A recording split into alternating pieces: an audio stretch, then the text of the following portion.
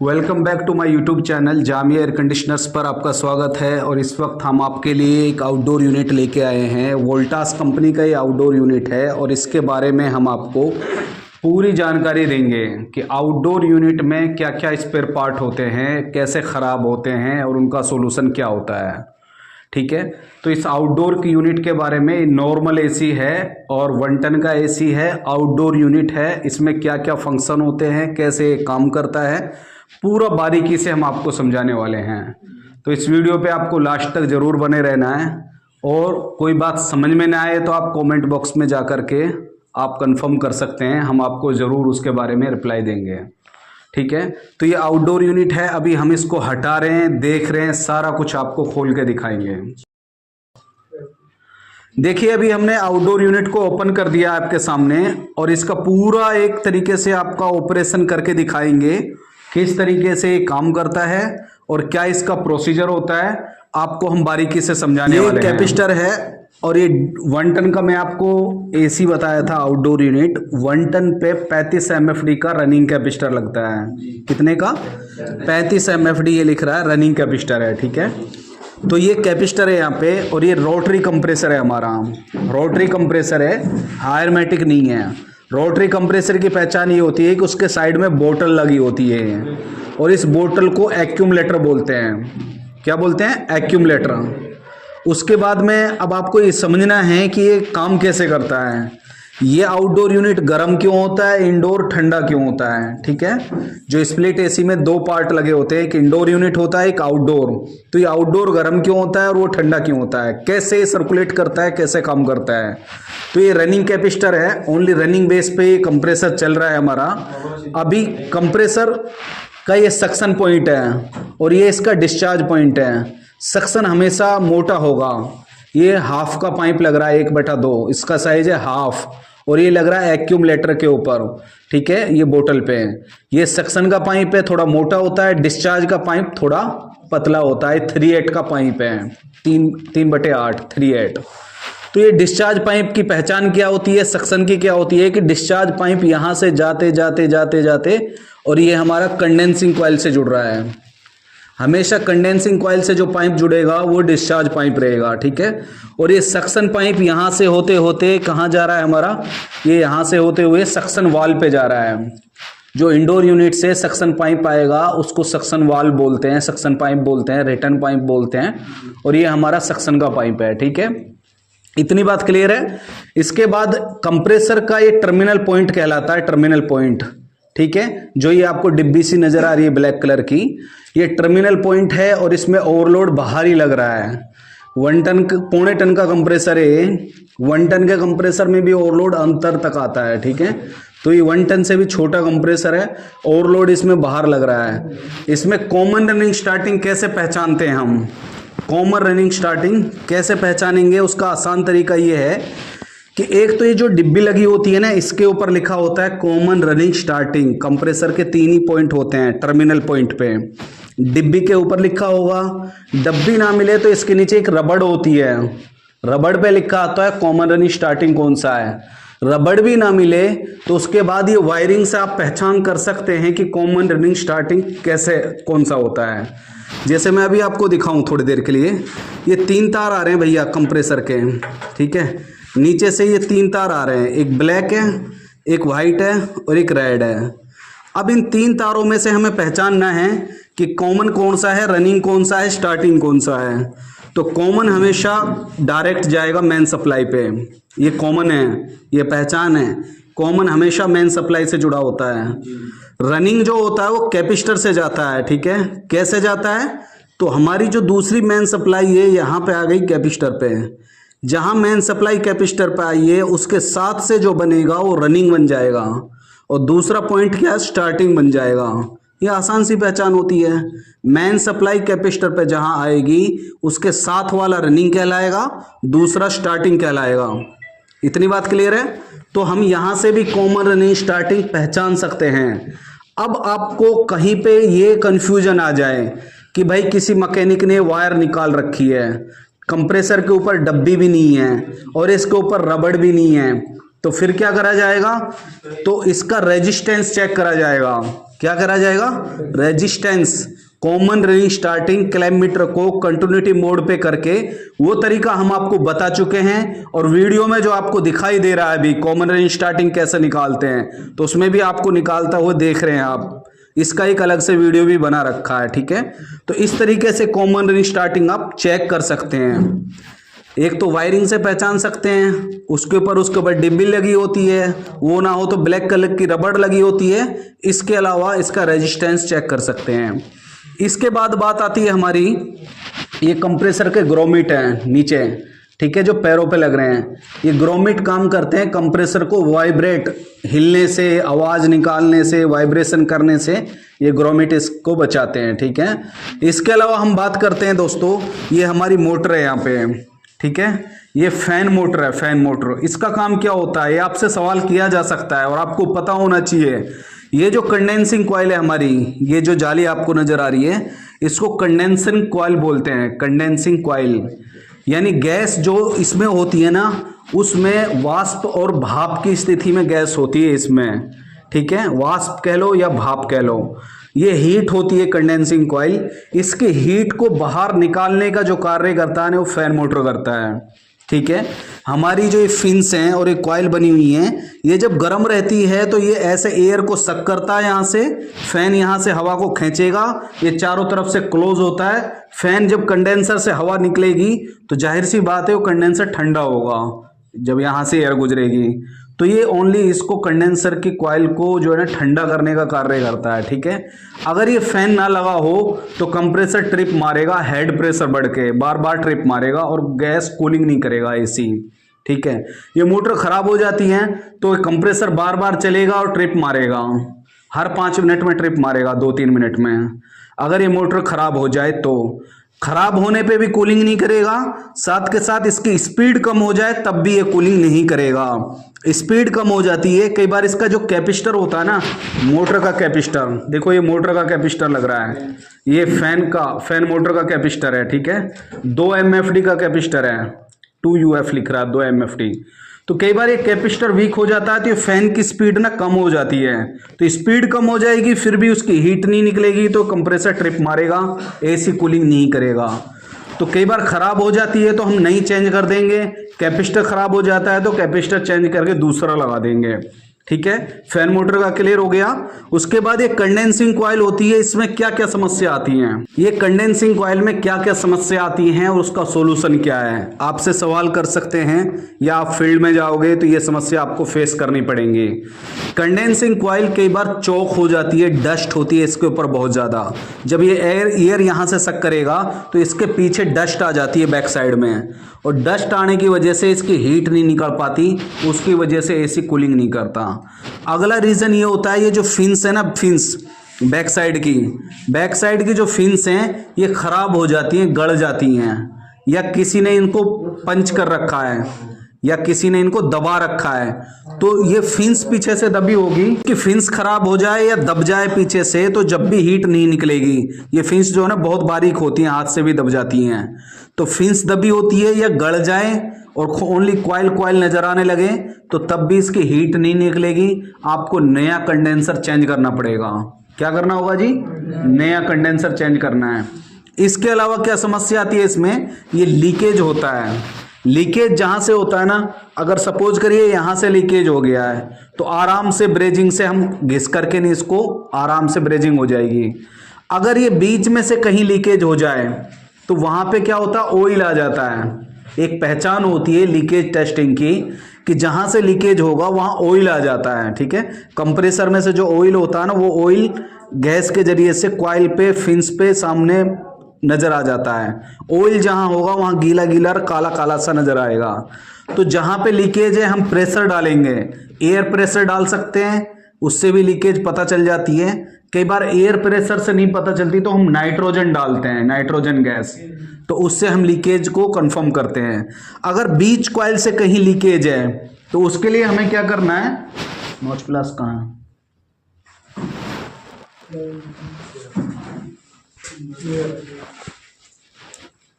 अगर बीच में से कहीं से लीकेज हो जाए तो हम क्या करेंगे, नॉच प्लास से उस फिन्स को उधेड़ लेंगे, ठीक है, कॉइल के ऊपर से, क्योंकि ये सही कंडेंसर है, इसकी वजह से मैं आपको बता रहा हूं। बीच में से जो कॉइल है ऐसे ऐसे जा रही है, कहीं से ऑयल नजर आ जाए तो ये नॉच प्लास से ना बीच बीच से हट जाती हैं ऐसे, ठीक है। और हम कॉइल को क्लियर कर लेंगे बीच से और रेगमार से घिस के फिर उस पर ब्रेजिंग हो जाएगी। और अगर ये कंडेंसिंग कॉइल जगह जगह से लीकेज होती है, अभी एक जगह से ब्रेजिंग की है फिर दूसरी जगह से लीकेज हो जा रही है, तो हम उस स्थिति में इस कंडेंसिंग कॉइल को चेंज कर देंगे, नहीं चेंज करेंगे। कई बार क्या होता है, कंडेंसिंग कॉइल आपको एल्युमिनियम में मिलेगी किसी एसी के अंदर। किस में मिलेगी? एल्युमिनियम की कंडेंसिंग कॉइल की लाइफ 3 साल होती है मैक्सिमम, 3 से 4 साल, बस वो फिर खराब ही हो लेती है, लीकेज। तो एल्युमिनियम कंडेंसिंग कॉइल मिलती है तो हम क्या करेंगे, दूसरी कॉपर की कॉइल चेंज कर देंगे, ठीक है। कंडेंसिंग कॉइल जितना साइज है उसकी लंबाई और जितनी इसकी चौड़ाई है, इंच टेप से नाप करके दूसरी कंडेंसिंग कॉइल कॉपर की लाके हम उस पे यूनिट पे लगा देंगे। क्योंकि कॉपर की कॉइल की कहीं पे भी लीकेज होती है तो हम उसको आसानी से ब्रेजिंग कर लेते हैं, ठीक है। इतना ध्यान रहेगा। ये कंडेंसिंग, और कई बार ये कंडेंसर में क्या होता है, डस्ट आ जाती है। डस्ट कौन सी आती है? कई बार कंप्रेसर ऑयल उठा जाता है डिस्चार्ज पाइप के जरिए से, तो हमारा कंडेंसिंग कॉइल को फ्लैश करेंगे, कंप्रेसर को चला करके नहीं, ठीक है। कंडेंसिंग कॉइल को चला करके नहीं, उसके ऑयल को निकालेंगे। कंप्रेसर चल जाएगा, फिल्टर हटा देंगे वहां से और उसको बार बार तेज हाथ से दबा दबा के उसको फ्लैश करेंगे। तो कंडेंसिंग कॉइल में ऑयल भी आ जाता है, उसको हमें फ्लैश करना होता है। तो ये बहुत सारी चीजें जो मैंने वीडियो में बताई है कंडेंसिंग कॉइल के बारे में, ये आपको पता होनी चाहिए। बार बार आप वीडियो को देखो कि कंडेंसिंग में क्या क्या समस्या आती है, ठीक है। इसके अलावा हम बात करने वाले हैं, आपको यहाँ पे दिखाने वाले हैं। आपको बताया था, देखो ये कंडेंसर का हमारा डिस्चार्ज पाइप है कंप्रेसर का, और ये कंडेंसर से चला गया है, ठीक है। अब कंडेंसर में गैस जो है ना इस तरीके से सर्कुलेशन हो रही है पूरी कॉइलों में, ठीक है। उसके बाद में ये लास्ट पॉइंट है कंडेंसर का, यहां से गैस निकल के फिल्टर पे आ गई है। अब ये जो फिल्टर लगा होता है ना, इसमें क्या क्या समस्या आती है, ये ध्यान देने की बात है। फिल्टर पे जब चौक होगा, कई बार फिल्टर चौक होगा या कैपिलरी चौक होगी, तो गैस हमेशा माइनस में जाएगी। स्टैंड में पूरी गैस दिखाएगा एसी, लेकिन जैसे ही यूनिट को हम चालू करेंगे तो सारी गैस, अगर मान के चलिए इसमें R22 गैस डल रही है हमारी, R22, अगर हम जब एसी को चलाते हैं तो स्टैंड में इसका बैक प्रेशर होता है 150 150, जब इसको हम चलाते हैं तो 10-20 इतने पे गेज घटते घटते घटते घटते 10-20 दिखाएगा। होना चाहिए 65-70 रनिंग का जो सही बैक प्रेशर है, लेकिन वो 10-20 आ जाता गेज, क्योंकि वो गैस सर्कुलेशन नहीं हो रही प्रॉपर तरीके से, कहीं से चौक हो रही है। और चौक होने का एक ही कारण होता है, ये फिल्टर होता है या कैपिलरी होती है, ये 2 कारण होते हैं। तो फिल्टर पे क्या होता है, इसमें जो अंदर वो जाली लगी होती है, एक फिल्टर लगा होता है वो जाली चौक हो जाती है, तो यहां से गैस धीरे धीरे आगे बढ़ रही है, इसकी वजह से वो चौक हो रही है गैस और माइनस में जा रही है। तो हम फिल्टर को चेंज करेंगे, फिल्टर के साथ साथ हम कंडेंसर को यहां से फ्लैश कर लेंगे, चला करके नहीं, कंप्रेसर को, इसी कंप्रेसर को। तो इस कंडेंसर को फ्लैश करने के बाद में फिर हम फिल्टर चेंज करेंगे और फिर कैपिलरी उसमें ब्रेजिंग कर देंगे। फिल्टर चेंज कर दिया आपने, 99% प्रॉब्लम चौकिंग की खत्म हो जाती है। लेकिन फिर दोबारा भी यही समस्या आ रही है कि आपने फिल्टर चेंज कर दिया, फिर वही गैस ऐसे जा रही है, तो आपको एक कैपिलरी चेंज करनी पड़ेगी, ठीक है।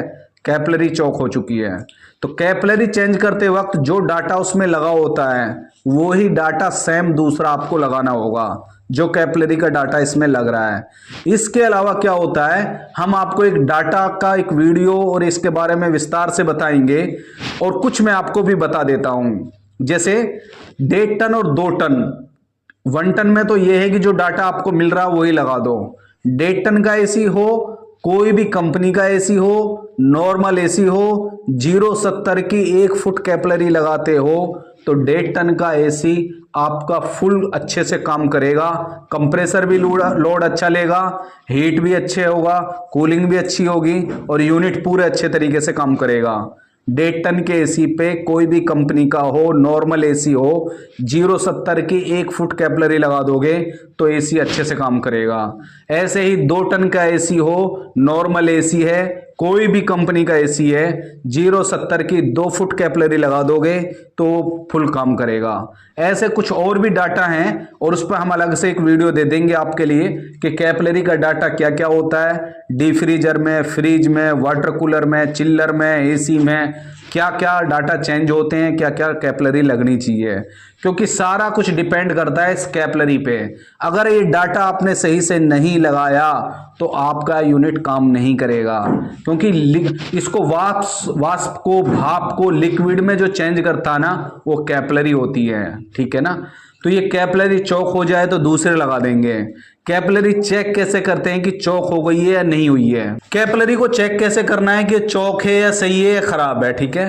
तो इसमें में हम हवा तो मार नहीं सकते हैं क्योंकि बहुत बारीक है, लेकिन इस कैपिलरी को, इसके छेद को हम क्या करेंगे, मुंह में लेंगे और इसमें से एयर वापसी सक करेंगे, मुंह में लेके वापसी खींच के और इसके साथ जीभ टच कर लेंगे ऐसे। एयर इसमें खींची और जीभ लगा दी ऐसे।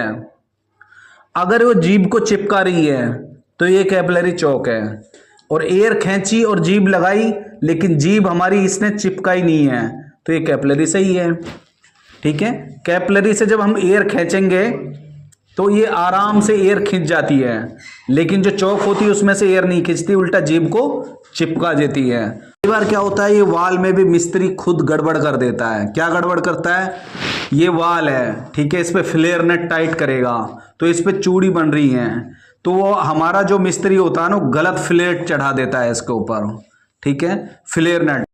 देखिए आप, हम आपको बता रहे हैं अभी, ये देखो, ये है हमारी क्वार्टर की वो है वाल, ठीक है, इस तरीके से ये लगी होती है अंदर, ठीक है। अब मिस्त्री क्या करता है, ये जो फ्लेयर है ना इसको गलत चढ़ा देगा, ऐसे टेढ़ा करके, नहीं ऐसे, ठीक है, इसको टेढ़ा चढ़ा देगा। ये चूड़ी जब इस पे गलत चढ़ाएगा तो ये चूड़ी पूरी चढ़ेगी नहीं इसके ऊपर, क्लियर है ना। तो जब चूड़ी पूरी नहीं चढ़ेगी तो गैस लीकेज होगी, और एक बार ये चूड़ी खराब हो जाती है ना फिर जल्दी से सुधरती भी नहीं है, फिर ये पूरा वाल चेंज करना पड़ेगा आपको। अब बताओ कितनी बड़ी महाभारत हो जाती है। आपने नया एसी लगा रहे हो कहीं पे, नया एसी, और आपने गलत फ्लेयर टाइट कर दिया उस पर, ठीक है, तो ये चूड़ी खराब हो जाती है। चूड़ी हम आपको बताने वाले थे, कई बार मैकेनिक क्या करता है, इस तरीके से इसको फ्लेयर वाल को खराब कर देता है। खराब कैसे करता है वो आपको हम बताने वाले हैं। फ्लेयर जो बनाएगा कॉपर पाइप पे, वो फ्लेयर तो सही बना देगा लेकिन इस पे टाइट करते वक्त उसको गलत कर देता है, और ये वाल की अगर चूड़ी खराब हो गई ना तो मेरे भाई एसी में जो गैस होल्ड आती है नए एसी में, वो सारी जो वाल है आप चेंज करोगे तो गैस वेस्टेज हो जाएगी, दोबारा से वैक्यूम करके आपको नए तरीके से गैस डालनी होगी। तो बहुत ध्यान देने की जरूरत है कि चूड़ी इस पे सही चढ़े। सही चूड़ी चढ़ाओगे इस फ्लेयर नेट के ऊपर तो आराम से फ्लेयर टाइट हो जाता है, ठीक है। चक्कर क्या होता है, देखिए मैं आपको बताता हूँ। ये फ्लेयर नेट, फ्लेयर बना रखा हमने कॉपर पाइप पे है, इस पे जब मिस्त्री क्या करता है ऐसे करके टेढ़ा इस पे नेट, ये फ्लेयर कॉपर पाइप लगाता है। जब इस पे टेढ़ा लगाएगा तो हमारा फ्लेयर नेट भी इस पे टेढ़ा ही चलेगा, ठीक है। तो इसका सही ऑप्शन क्या है कि कॉपर पाइप मेरा इस पे सीधा रहना चाहिए। यहाँ पीछे से अगर ये कॉपर पाइप आ रहा है कहीं से तो इसका बेंड करके जो भी है जैसे भी है यहाँ पे डायरेक्शन सही होनी चाहिए। अगर ये बीच में आ रहा है ना हमारा, तो कॉपर पाइप पे हमारा जो नट है वो आराम से चढ़ जाएगा, ठीक है, आराम से चढ़ जाएगा।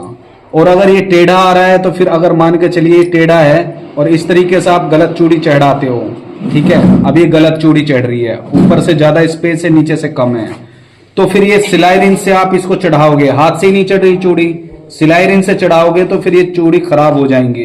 खराब होने के बाद क्या होता है, आपका बड़ा नुकसान हो जाएगा।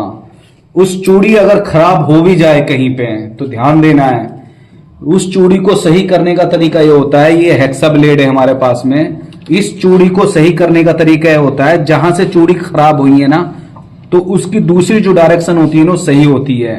तो इसको हम क्या करेंगे, जो जहां से सही है उसको ऐसे घिस करके नहीं, इस तरीके से ऐसे ऊपर को ला करके नहीं, जहां से चूड़ी खराब है, और ऐसे इन चूड़ियों को हम सीधा करेंगे, ठीक है। फिर दूसरी चूड़ी को लेंगे, इस तरीके से घिसते घिसते घिसते घिसते उसको हम सही कर देंगे, ठीक है, जहां से चूड़ी वो मिंड गई है, ठीक है, प्लेन हो गई है। तो फिर इसी तरीके से सारी चूड़ियों को हम ऐसे करते करते हेक्सा ब्लेड से फिर वो जो हमने चूड़ी सही कर देंगे। तो चूड़ी सही हो जाएंगी तो आपका बहुत बड़ा फायदा हो जाएगा। फायदा क्या हो जाएगा? ऑयल चेंज नहीं करनी होगी, गैस नहीं डालनी पड़ेगी आपको, टाइम बच जाएगा आपका, वैक्यूम नहीं करना पड़ेगा आपको, और आप बड़े नुकसान से बच जाएंगे। कई मैकेनिक क्या करते हैं, इसकी वाल को खराब भी कर देते हैं, लेकिन उनके पास ऑप्शन नहीं होता कि उसको सही कैसे करें। तो सही इस तरीके से होगा हमारा, ठीक है। तो अभी हम आपको दिखा रहे हैं, देखिए आप, हमने एसी को चला दिया है और ये 1 पॉइंट यानी 2 एम्पेयर ले रहा है, ठीक है। 1.8, 1.2, 2.1 इस तरीके से कंप्रेसर लोड ले रहा है, ठीक है। ये यहाँ पे नीचे इसका डिस्चार्ज वाल है, ठीक है, ठीक है। इसका प्रेशर इसलिए दब जा रहा है यहाँ पे क्योंकि बीच में कैपिलरी लग रही है। कैपिलरी की वजह से बैक प्रेशर पीछे जा रहा है, ठीक है। ये हमारा सक्शन है, ठीक है। इसके अलावा हम आपको बताने वाले हैं कि कैपेसिटर ने ही इसको स्टार्टिंग दी है और ये कंप्रेसर हमारा चालू हो गया है, ठीक है। ये फैन आपके सामने चल रहा है और ये फैन अभी जो हवा दे रहा है ना सामने से, ये पीछे से हवा नहीं लेगा कभी भी। अभी ये कवर खुला हुआ है तो ये सारी हवा यहाँ से ले रहा है। हमेशा ये एसी कवर होता है चारों तरफ से और ऊपर से भी कवर होता है, फिर ये कंडेंसर से एयर बाहर निकालता है, ठीक है। तो आपको वायरिंग जो है ना प्रॉपर करनी आनी चाहिए, ठीक है। तो ये इस तरीके से जो कैपेसिटर है लटका नहीं होना चाहिए यहाँ पे। अगर ये लटका हुआ है तो फिर कहीं शॉर्ट सर्किट होगा, ठीक है। प्रॉपर तरीके से हर एक चीज़ को मेंटेन करना होता है, ठीक है। तो अभी हमारा ये कंप्रेसर चल रहा है और बहुत अच्छा लोड ले रहा है, ठीक है। 1.8, 1.9, 2 एम्पियर तक इसका लोड जा रहा है, ठीक है। अगर फिर भी आपको कुछ इसमें कमी नज़र आ जाती है, कुछ समझना है आपको, तो कमेंट बॉक्स में जाकर के आप कमेंट के ज़रिए से हमसे आप इसके बारे में कंफर्म कर सकते हैं। और थैंक यू फॉर वाचिंग। आप